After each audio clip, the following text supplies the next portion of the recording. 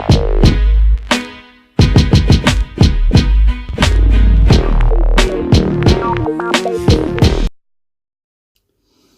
guys, welcome back to the channel. It's JP here. I just want to quickly do a video.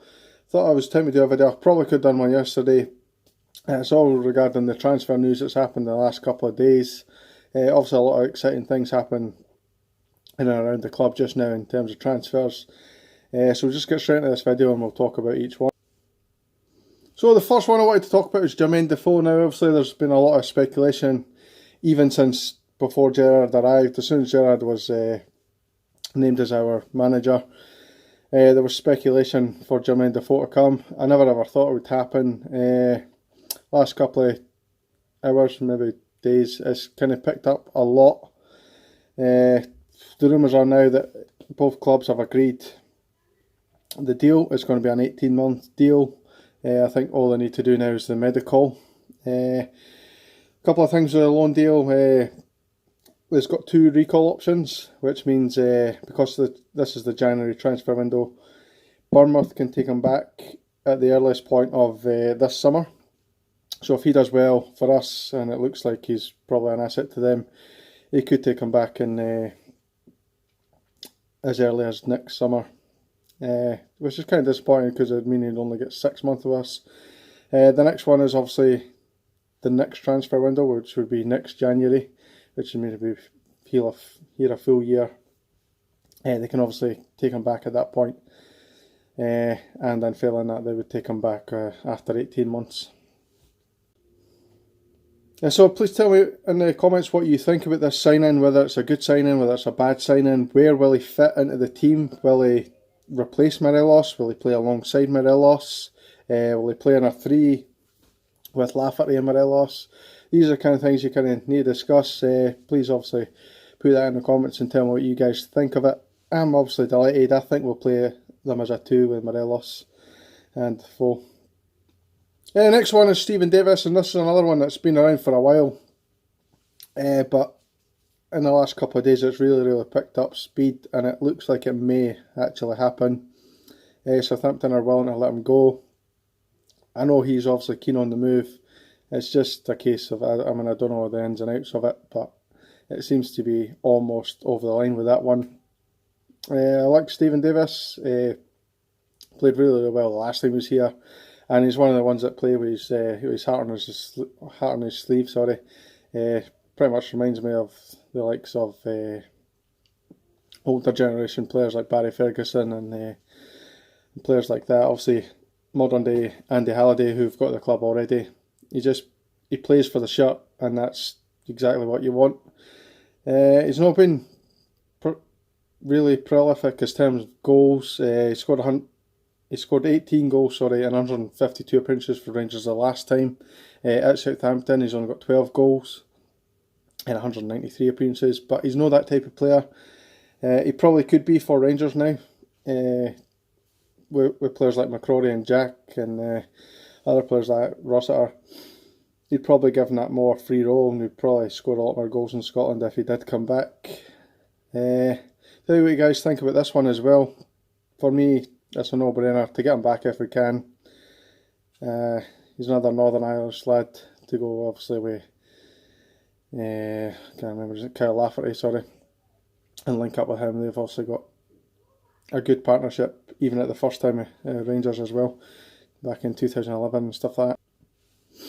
Next one I want to talk about is Jordan Jones. Now that's another one that's came up every transfer window. We've looked to sign him, or it's been talked about that we've looked to sign him.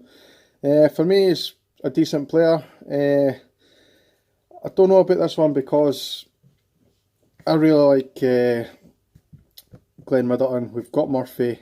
Obviously, we've got Ryan Kent, who I'd rather have Kent than I did have Jones, if I'm really honest. One thing that puts me off is that dive he did against Dundee, which ultimately cost Neil McCann his job.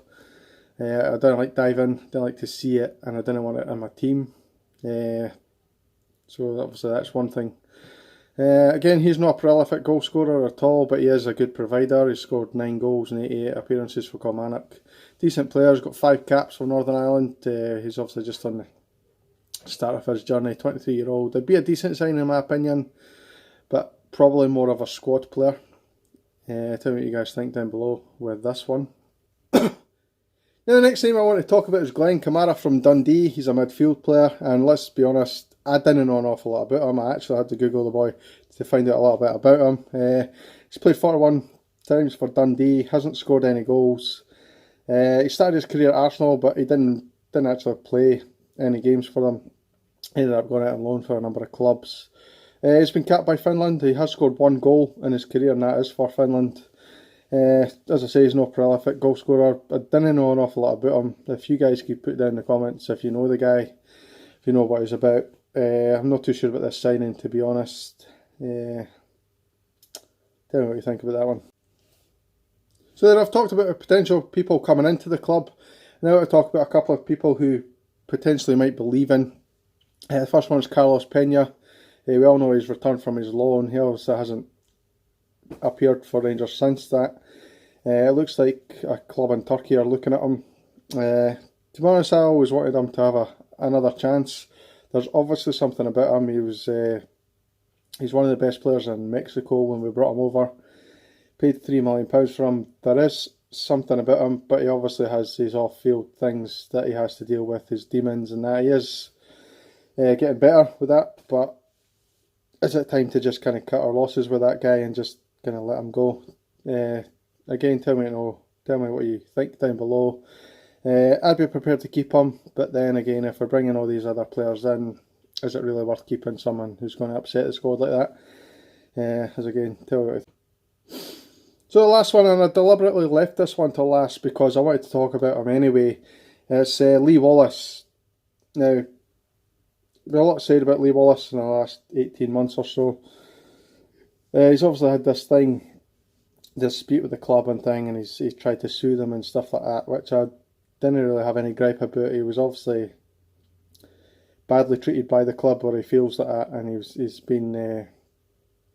he feels like he's due something. I don't mind it at all.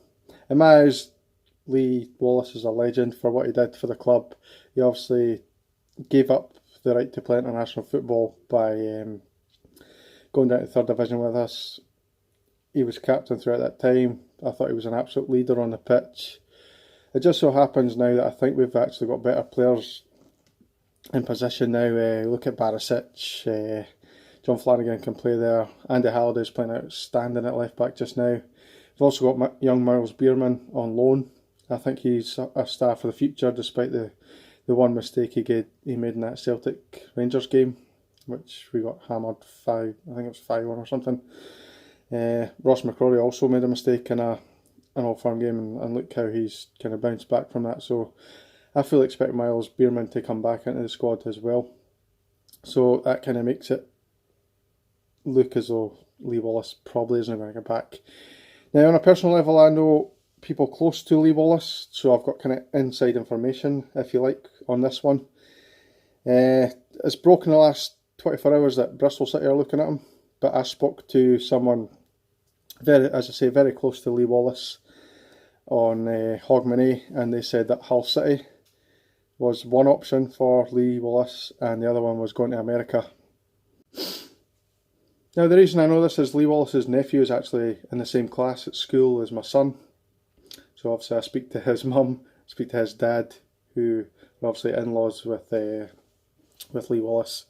So obviously I get some inside information that way. I didn't pry too much into it, they didn't give a lot away, to be honest, but that's one thing I did learn, that Hull City are looking at him, and he's obviously got the option to go to America as well. And now in the last obviously 24 hours, Bristol City have come in for him.